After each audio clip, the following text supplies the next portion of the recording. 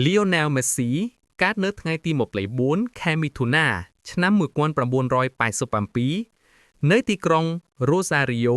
ប្រទេសអាហ្សង់ទីណាគាត់ត្រូវបានគេស្គាល់ថាជាកីឡាករបាល់ទាត់ល្បីល្បាញ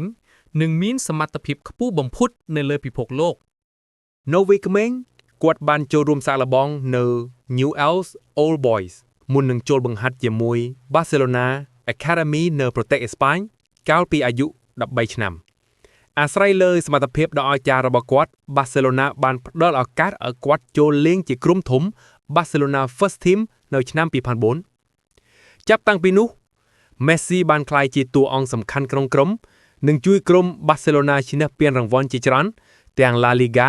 Copa del Rey និង UEFA Champions League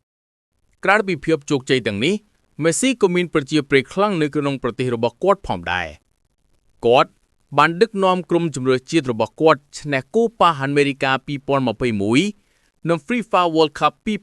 2022ដែលជាសមិទ្ធផលដ៏អស្ចារ្យក្នុងជីវិតលេងបាល់របស់គាត់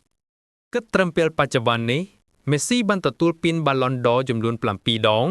និងត្រូវបានគេទទួលស្គាល់ថាជាកំពូលកីឡាករល្អបំផុតក្នុងលោកនាពេលបច្ចុប្បន្ននេះ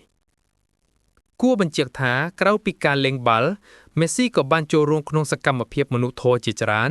ដើម្បីជួយដល់កុមារនិងសហគមន៍នៅក្នុងប្រទេសជាតិរបស់ខ្លួនរួមទាំងប្រទេសជាច្រើនផងដែរ